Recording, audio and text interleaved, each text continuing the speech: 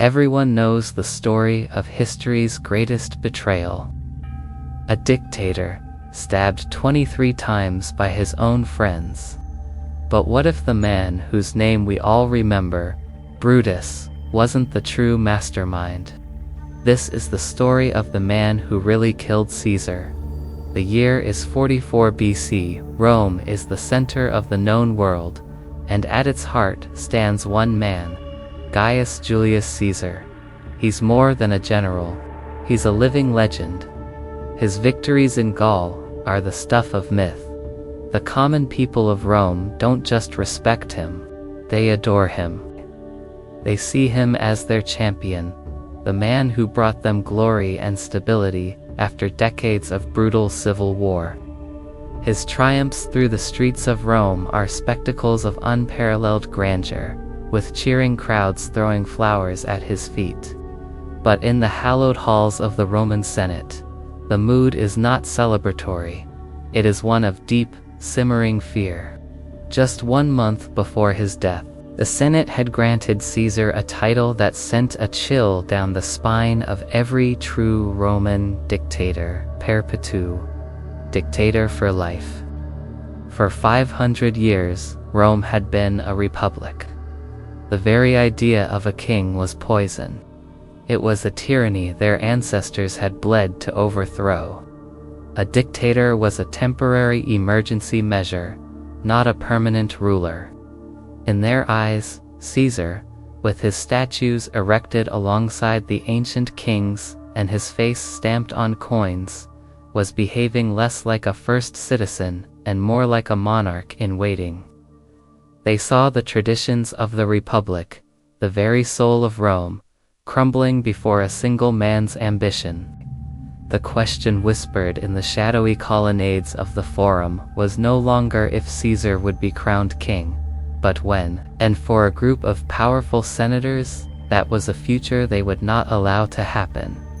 They decided he had to be stopped, by any means necessary.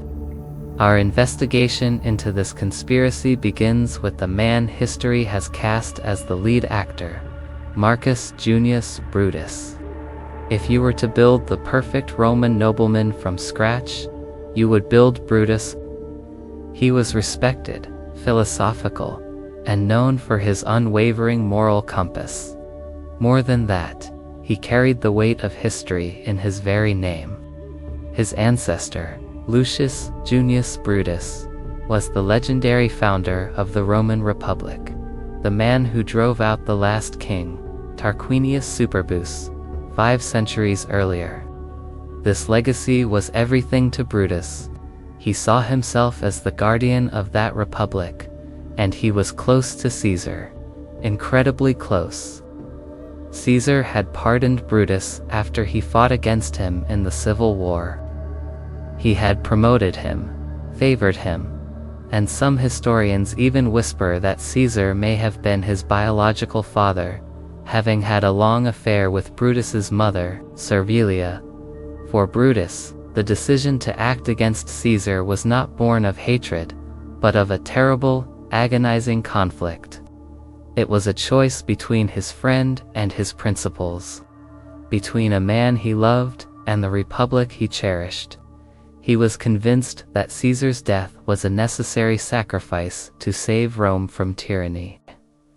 This noble, tortured idealist became the public face of the conspiracy, the symbol of righteous rebellion, but he was not its architect. He was a tool, perfectly chosen and expertly wielded by the true mastermind. To find him, we must look past the noble facade of Brutus and into the shadows, to a man driven by something far more personal and potent than political theory, pure, unadulterated hatred. His name was Gaius Cassius Longinus. Cassius was a brilliant military man, but he was bitter. He had fought alongside Caesar, then against him, and like Brutus, had been pardoned. But where Brutus felt gratitude, Cassius felt humiliation. He despised Caesar's arrogance, his condescending mercy. He saw Caesar not as a savior of Rome, but as a threat to his own status and ambition. While Brutus wrestled with his conscience, Cassius was a man of cold, calculating purpose. He was the recruiter, the organizer, the puppet master. Ancient sources tell us it was Cassius who first approached Brutus. He knew that a conspiracy of jealous rivals would look like a simple power grab. It would have no legitimacy. But a conspiracy led by the virtuous Brutus, the heir to the Republic's founder. That wasn't a murder plot. It was a patriotic act of liberation. Cassius expertly played on Brutus's sense of duty and his family legacy. He had anonymous messages left for Brutus to find, letters thrown into his office that read, "Brutus, are you asleep? And you are no true Brutus." He manipulated Brutus, stoking the fires of his internal conflict until the philosopher believed the dagger was the only option. Cassius assembled the assassins, over 60 of them. But he needed Brutus. Brutus was the key. He was the moral shield behind which Cassius could hide his personal vendetta. The plot to kill Caesar was Cassius's brainchild from start to finish. Brutus was just the star of his show. The day chosen for the act was the 15th of March, 44 BC, the Ides of March, a day that would become infamous for all time. The conspirators knew Caesar was scheduled to address the Senate at the Theater of Pompey. The plan was set. Yet, on the morning itself, it almost fell apart. Caesar's wife, Calpurnia, had been plagued by nightmares of his death and begged him not to go. Caesar, a man not without superstition, was hesitant. He considered staying home. It was one of the conspirators, Decimus Brutus, who saved the plot. He went to Caesar's home and mocked him, persuading him that it would be an insult to the Senate to not show up because of a woman's dream. Caesar relented and went.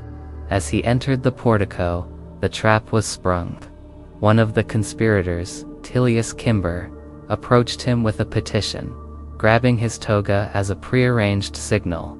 Immediately, the others swarmed.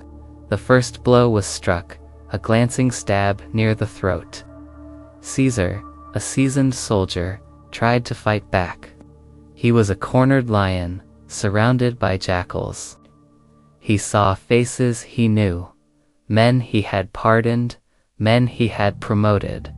And then, through the chaos, he saw him. Marcus Junius Brutus, his friend, his protege, dagger in hand. According to the historian Suetonius, it was at this moment that Caesar stopped resisting. He pulled his toga over his head, accepting his fate. He uttered his final heartbroken words, not in Latin but in Greek, the language of his intimate circle, kai su tenin. You too, my child. Then he fell, bleeding from 23 wounds, at the foot of a statue of his great rival, Pompey the Great. The conspirators had done it. The tyrant was dead. They ran into the streets, holding their bloody daggers aloft, shouting liberty, freedom, tyranny is dead. They expected the people to rejoice, to hail them as heroes and saviors of the Republic. But they were met with stunned, terrified silence, which soon curdled into outrage and fury. And here lies the ultimate, tragic irony of their story. The assassination of Julius Caesar did not save the Republic. It murdered it. The power vacuum they created was not filled by a restored Senate, but by a new and even more destructive round of civil wars. Out of that chaos rose Caesar's adopted son, the young, brilliant, and utterly ruthless Octavian. He, along with Mark Antony, hunted down and killed every last one of the conspirators. Brutus and Cassius both took their own lives after being defeated in battle. And then, after defeating Antony, Octavian would consolidate all power in his own hands, giving himself a new name, Augustus. He would become the first Roman emperor, establishing a system of absolute rule that would last for centuries. In their attempt to prevent a king, the conspirators had paved the way for an emperor. They brought about the very thing they had killed to prevent, ensuring that the Roman Republic would never rise again. Thank you so much for joining us on this journey back to ancient Rome. If you enjoy diving deep into the hidden stories of history, make sure to hit that subscribe button and ring the bell so you never miss an episode. We'd love to hear your thoughts in the comments below. Until next time, stay curious.